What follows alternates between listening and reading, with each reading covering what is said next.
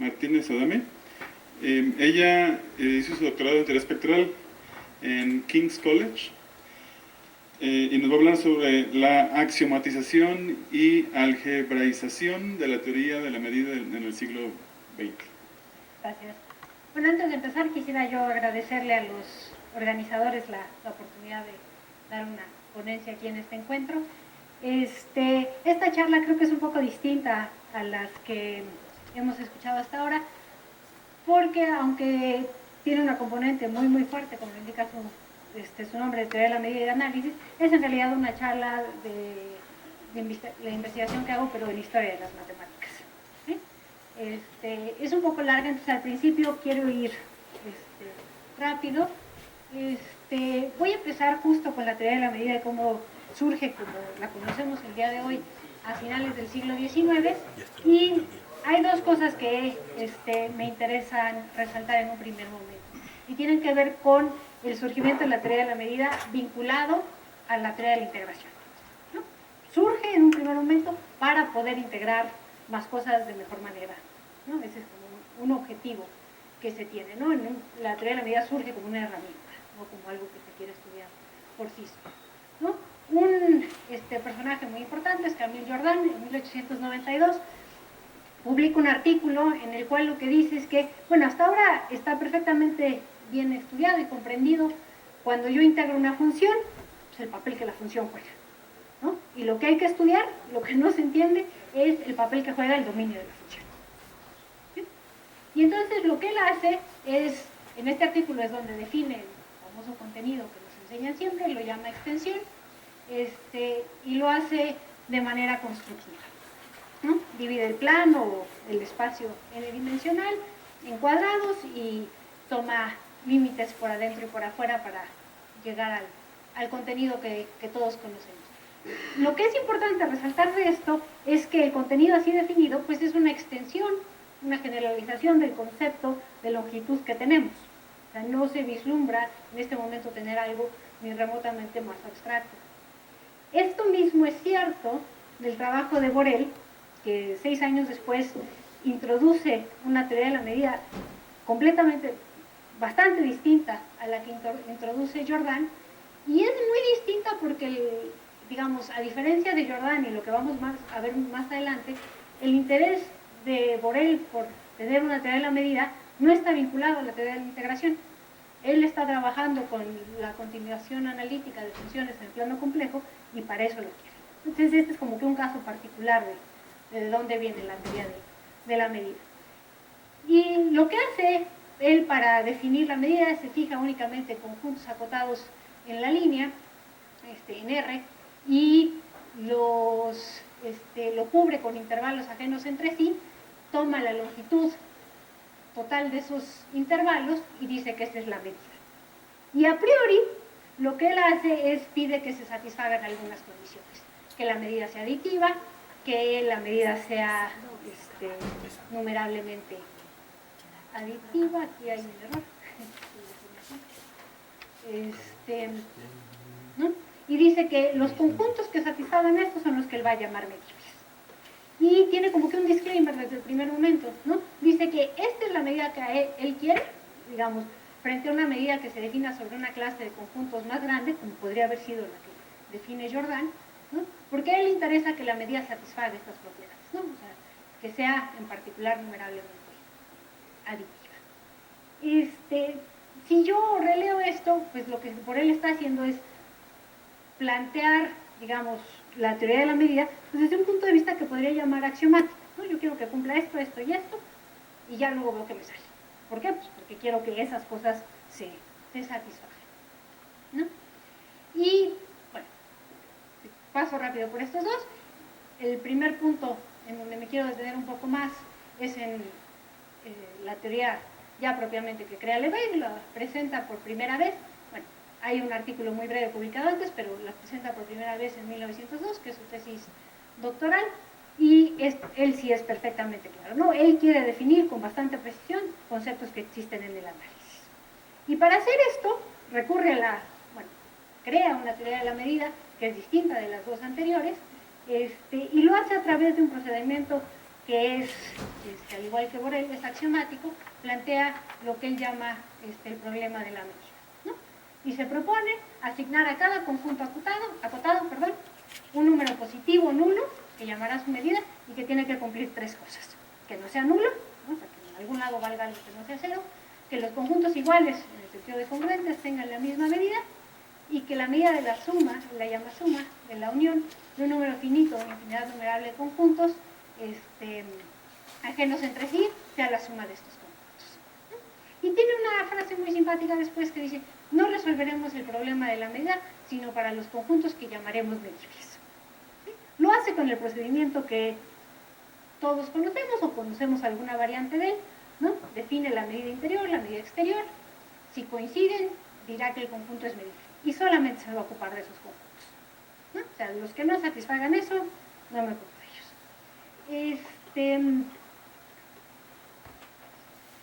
Y como para justificar la introducción de una nueva medida, hace ver que es distinta de la que había creado Jordan y que también es distinta de la que había creado Borel.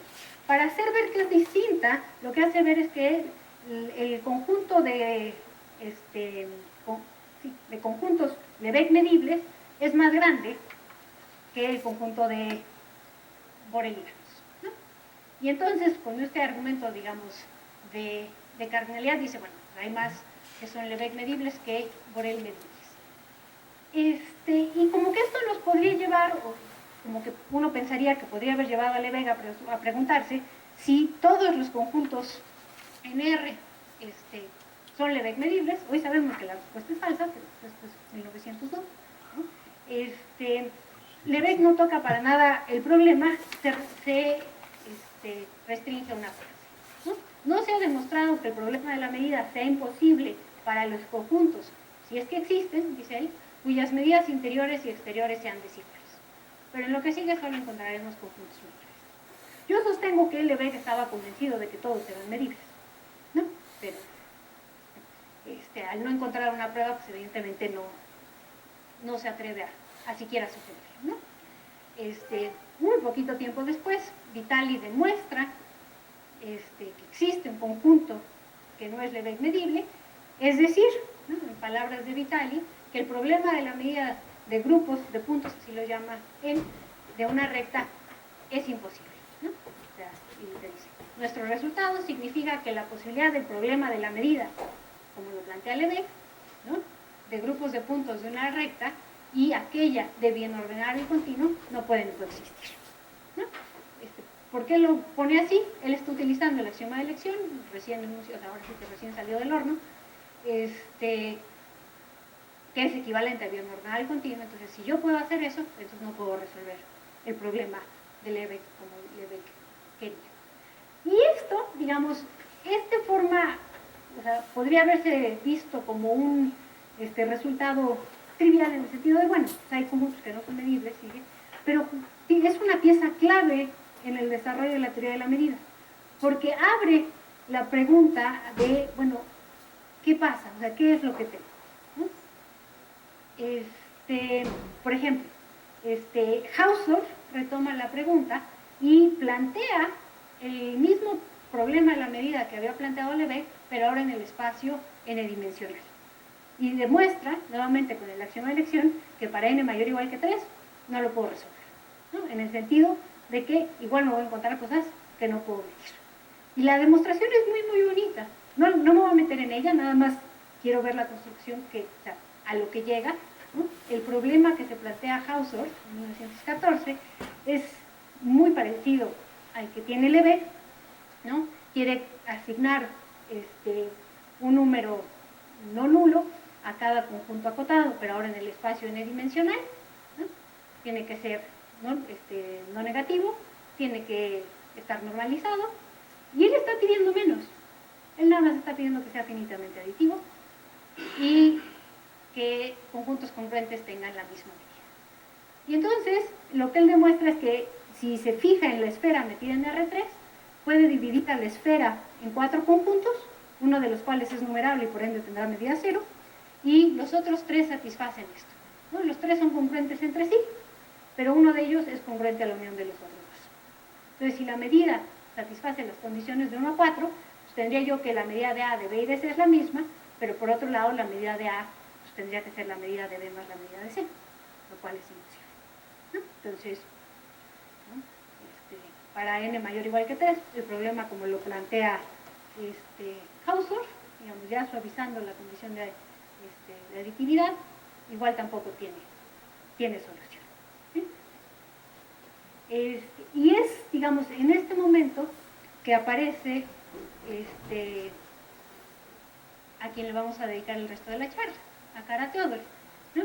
En 1914, justamente, entre 1914 y 1918 es un periodo en el cual Kara Teodori está dedicado a presentar ya todos los resultados que se tienen en el análisis después de la introducción del Lebesgue, ya en lo que podría ser un libro de texto, ¿no? O sea, después de la introducción de la integral de Lebesgue, el análisis avanza, evoluciona rapidísimo, todo el mundo la acepta, todo el mundo decide que esa es la manera correcta de hacer las cosas, y entonces Kara Teodori dice, bueno, ahora como que ya lo tengo que escribir como libro de texto, ¿no? Y escribe un artículo en el cual va a decir lo que estoy diciendo, ¿no? Él dice que va a anunciar una definición fundamental de medida que es más general que la usual, es decir, la de Lebesgue en este momento, ya que se aplica también a conjuntos de puntos con medida exterior infinita y por tanto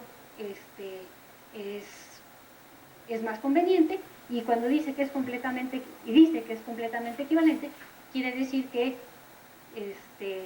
cuando pueden coincidir, ¿no?, en el espacio, digamos, de m dimensiones, la medida que él está definiendo para subconjuntos de m dimensiones coincidirá con la de Lebesgue. Y lo que él hace es, él da 5 propiedades que debe cumplir la medida, ¿no? Él dice que cualquier conjunto va a tener asignado una medida exterior, que es monótona, que es numerablemente subaditiva, y que si los conjuntos están alejados, la distancia entre ellos es positiva, entonces es finitamente reducible, ¿sí?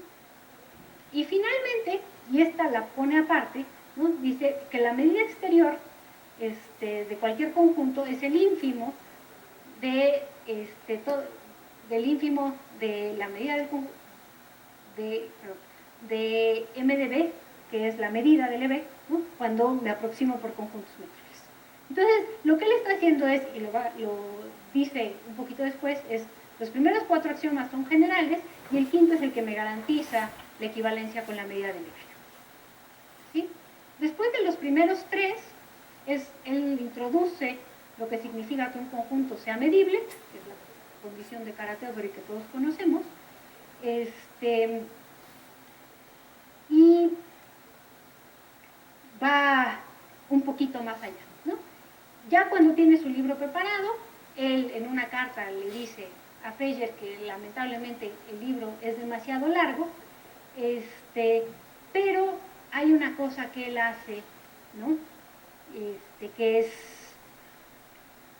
sobre lo cual quisiera yo enfatizar ahorita, ¿no? Él dice que, lo que ya les había platicado, que es importante que esto esté sistemáticamente escrito en un libro, y él introduce un ejemplo de otra medida, ¿no?, que satisface nada más los axiomas o propiedades de la 1 a la 4, es decir, no la que hace que la medida sea equivalente a la de Lebesgue, y que pues, es la medida que todos conocemos. Pero este es un punto clave, porque es la primera medida que no es la medida de Lebesgue. Es una medida que satisface las 4 propiedades, que ya no respeta el hecho de que conjuntos congruentes tengan la misma medida, ¿no? Y esto abre la posibilidad, aunque suena de lo más, así como que cuando nos presentan esta medida suena de lo más trivial, ¿no?, abre por completo la posibilidad de estudiar a la medida como un objeto. O sea, hasta antes de esto, yo tenía a la medida, pues ya sea de Jordan, de Borel o de Lebesgue, y era una herramienta para estudiar cosas sobre mis conjuntos. Y a partir de este momento, como que surge, o sea, nace la teoría de la medida, ya tiene un objeto de estudio propio, las medidas. O sea, ahora cuando yo estudio teoría de la medida, voy a estudiar medidas, no conjuntos, ¿no? Entonces, como que es una cosa muy, muy sencilla, pero que abre por completo la posibilidad de tener una teoría en tanto que tal, ¿no? O sea, como que ¿dónde nace, según yo, la teoría de la medida? Aquí, ¿no? Antes de eso yo tenía una herramienta para medir algunas cosas de conjuntos, ¿no? Entonces esto es clave. Ahora, ¿no? Eso es justo lo que acabo de decir, ¿no? Ahora bien, el libro de Kara Teodory que escribe, Lecciones sobre la teoría de funciones de variable real, es un gran éxito, se reedita, se vuelve a reeditar, y para 1927 le piden una tercera reedición, y él dice, no, espérenme, ya cambió muchísimo la teoría, le quiero meter más, ¿no? Ya surgieron los espacios abstractos, tengo integración en ellos, entonces, antes de seguir, le voy a meter más. Y es cuando decide, digamos, hacer esto, en donde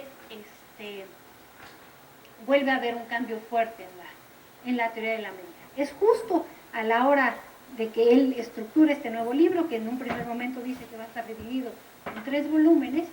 Para finales de los años 30, él tiene toda una serie de artículos, ¿no? Y esta es mi investigación en curso, yo voy como la mitad, en donde lo que él está haciendo es tratar de llevar a la teoría de la medida a una versión, digamos, lo más general posible. Y para él en ese momento eso es una teoría que deviene algebraica. Y ahorita espero convencerlos de ello, ¿sí? Todos estos artículos son, digamos, como que cosas que Kara Teodory va logrando, pero siempre teniendo en la mira la redacción de este gran tratado que va a hacer, ¿no? El primer libro, el primer volumen de este tratado, que digamos contiene todo hasta antes de llegar al concepto de medida y contenido, se publica. El segundo tomo tiene una historia bien trágica, lo manda al editor, llega a la Segunda Guerra Mundial, Toebner es bombardeado, se destruye, se pierde, no se quedó con una copia. Kara Teodory. Y entonces, dado esto, pues decide, no, pues déjeme volverlo a revisar. Y ahora, el que tiene una historia trágica es Kara Teodory, pues porque se muere antes de que el libro se reedite. Sin embargo, se muere y el libro ya casi está. Entonces, 3 de sus estudiantes lo llevan a buen fin, o sea, ya había dejado el manuscrito, es simple y sencillamente trabajo de edición, y el libro aparece publicado en 1956, ¿no? Teoría algebraica de la medida y la integral. Ahora, ¿cómo presenta aquí las cosas? Voy tantito para atrás para hacer una comparación, ¿no? En la primera serie de artículos que presenté sobre el trabajo de Kara Teodory en este sentido, ¿no? Es un artículo de 1938, y él introduce un concepto nuevo, que es un concepto que ha sido completamente dejado de lado, y entiendo por qué, de la teoría de la medida, como se hace y se utiliza, que es el concepto de somas. Él lo que quiere es una teoría de la medida que sea absolutamente general, en el sentido de que yo pueda medir conjuntos de puntos, pero también figuras geométricas, ¿no? Figuras geométricas desde un punto de vista euclidiano que yo no puedo considerar como conjuntos de puntos, ¿no? O sea, que sí tiene sentido pensar que sea una figura geométrica. Y entonces, él literalmente inventa un concepto que él llama soma, ¿no? De griego, cuerpo, que va a ser algo que esté como por arriba, ¿no? De los conjuntos de las figuras geométricas y demás. Yo puedo escoger a mis somas como cualquiera de esos, los voy a presentar como un cuerpo, ¿sí?, de axiomas, y ahí es donde voy a definir mi medida. Y en estos artículos que les presenté se ve el desarrollo de esta teoría, ¿no? O sea, él dice, bueno, estos entes, somas, todos juntos forman un conjunto. Y yo necesito tener una relación de igualdad. Dice, en un primer momento él dice, me basta, o sea, para mí el signo de igual va a ser una relación de equivalencia, ¿no? Después, el axioma 2 que él presenta dice a cada par de somas de estas cosas que están definidas a través de estos axiomas, muy en el sentido que como la teoría de conjunción no los va a definir, yo les voy a dar los axiomas, ¿no? A cada par le será asignado un tercer soma que llamaré la unión y que satisface estas tres propiedades, ¿no? Es conmutativa, es asociativa y se cumple esta propiedad. Define Kara-Teodory qué significa que un soma sea parte de otro, lo va a llamar un subsoma. Define, bueno, sí, a través de un axioma, la unión numerable, presenta el soma vacío, y un último axioma que no se deduce de los anteriores, ¿no? Que si un soma es ajeno a una asociación de somas, entonces también lo es de la unión. Y muy poquitito tiempo después, o sea, ni siquiera un año, pero el artículo ya aparece publicado en 30, pero define también la diferencia de dos somas en este momento.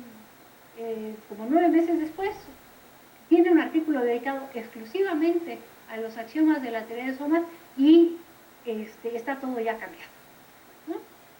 Aquí define primero qué significa que un soma esté contenido en otro y a partir de esto define la igualdad de somas, ¿no?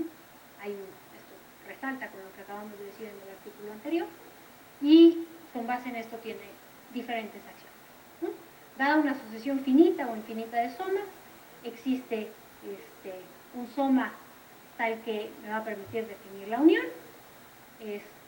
En el axioma 2 introduce el soma vacío y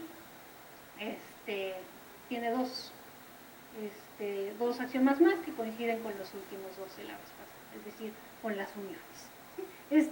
Digamos, se ve aquí el desarrollo de la teoría tal cual. Y ninguna de estas dos versiones es la que aparece ya finalmente en el texto de 1956, ¿no? Hay un prefacio en el texto que es de Kara-Teodory y que nos deja ver claramente cuál es el objetivo del libro, ¿no? Y se los leo tal cual, ¿no? Es Kara-Teodory tal cual, iba a decir tal cual, traducido al español por mí, ¿no? Dice, George Boole, en su famoso libro Laws of Thought, publicado en 1854, desarrolló un simbolismo que hoy lleva el nombre de álgebra booleana. El ejemplo más simple de una tal álgebra es obtenido al aplicar a conjuntos las operaciones de formar uniones, intersecciones y diferenciaciones, ¿no? Es claro a partir de esto que la teoría de la medida, que puede ser desarrollada incluso para conjuntos con elementos arbitrarios, no tiene por qué perder su significado para anillos de elementos de una álgebra booleana. Se dice, hace aproximadamente 10 años me di cuenta de que también es posible construir lo análogo a funciones de puntos ordinarios sobre anillos booleanos, lo que hace posible la algebraización de la integral. ¿Sí? En efecto, ¿no? En el libro la integral aparece como un objeto puramente algebraico, ¿no? Es importante, creo, notar que el objetivo de Kara-Teodory no es únicamente de interés teórico, en el sentido de que, bueno, yo puedo hacer esto, algo, ¿no? Meter a la teoría de la medida y la integral dentro del álgebra, sino que Kara-Teodory afirma que el hecho de que él pueda demostrar allá adentro, o recuperar más bien teoremas que se tenían previamente, pues hacen ver relaciones que hasta antes de eso habían permanecido en la oscuridad, ¿no? Entonces, él tiene una primera acercamiento para presentar sus axiomas y dice que siempre, ¿no? En lo que resta del libro, los somas, la totalidad de los somas siempre forman un conjunto. Y después define el álgebra booleana a través de axiomas, ¿no? Dice, si yo tengo un conjunto no vacío de somas, a cada pareja de somas le será asignado uno tercero que llamaré la conjunción y que tiene que ser conmutativo y tiene que ser asociativo. ¿Sí? Además de eso pide que para cualquier pareja siempre exista un tercer soma tal que si yo hago la conjunción del primero con ese, me da el segundo. Esta operación hace que mi conjunto de somas sea un grupo venial. introduce el soma vacío, ¿no? Ya no a través de un axioma, sino que es el soma al que hace que esto se cumpla. Y demuestra que siempre tiene solución. Después demuestra, bueno, introduce lo que va a ser la intersección, ¿no? Para cualesquiera dos somas en ese orden se asigna otro soma que es único, que se denota por AB, y que satisface las siguientes condiciones, ¿no? Es asociativo y distribuye por los dos lados con respecto a la conjunción, ¿no? El axioma 3, que no se deriva de ninguno de los dos anteriores, afirma que A por A, la intersección de A con A es A, ¿no? Y a partir de esto permite ver que la operación que teníamos aquí en el axioma 2, ¿no? Que no se había pedido, es conmutativa, ¿no? En un primer momento yo carateo de enuncia así el axioma, no se pide que sea conmutativa, sino que eso se deduce a partir del tercer axioma, ¿no? Y entonces la estructura algebraica que me va quedando ahora, pues ya es la de un anillo conmutativo, ¿no? Ya tengo las dos operaciones y esta es conmutativa también. Y finalmente define qué significa que algo sea un subsoma de otra cosa, y esto le permite introducir el axioma 4, que es el que nos presenta la unión, ¿no? Bajo ciertas condiciones existe la unión.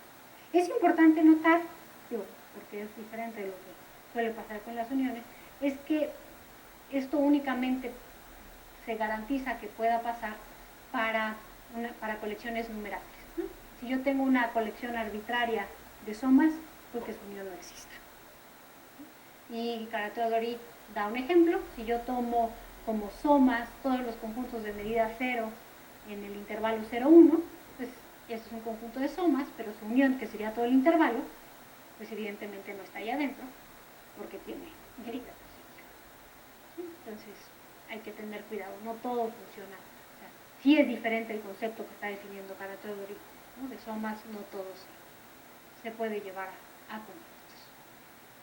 Pero ya con esta teoría, digamos, con estos axiomas, desarrolla toda una teoría algebraica y a partir de eso ya llega a donde quiere llegar, ¿no? Lo primero que hace después de eso, con bastante trabajo, o sea, son páginas y páginas para poder llegar a esto, ¿no? Nos define qué significa que una función sea medible, ¿no? Un soma U en el dominio de definición A de una función es medible con respecto a esa función si para todo soma A que junto con la intersección y la unión están en el dominio, ¿no? Y estas tres cantidades son finitas, entonces se cumple la condición que reconocemos como la condición de Carateo-Dori, ¿no?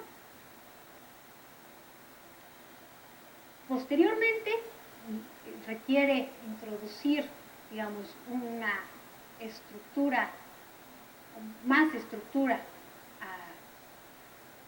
al conjunto de somas, ¿no? Define lo que significa que el conjunto de somas sea aditivo, que sea multiplicativo, ¿no? Que sea hereditario, es decir, si un soma está, entonces cualquier subsoma tiene que estar, y con base en esto, entonces puede llegar al concepto de medida, ¿no? Una función phi de x es llamada una función de medida siempre que se cumplan las siguientes condiciones, ¿no? Su dominio de definición A es un anillo completo. Si tengo una sucesión de cosas en A, de somas en A, ¿no? Y B es cualquier otro soma de A, tal que está contenido en su unión, entonces pido que sea numerablemente subaditivo y en el soma vacío phi sea nulo, ¿sí? A partir de eso se puede demostrar que phi es no negativa y pues es fácil ver que si yo sustituyo o si yo tomo como mi colección de somas a los conjuntos Lebesgue medibles, pues lo que recupero es la noción de la medida de Lebesgue, pero ahora construida desde un punto de vista algebraico, en el donde no necesité nada más. Y finalmente, con esto, Kara-Teodorin introduce el concepto de integral, ¿no? Y recupera, como él dice en un primer momento, él recupera el teorema de Gorodov, de convergencia dominada, absolutamente todos los teoremas que a uno le gusta tener, él los recupera, ¿no? Él introduce la integral a través de un teorema. Y lo que dice es que si yo tengo phi una función de medida y f una función no negativa,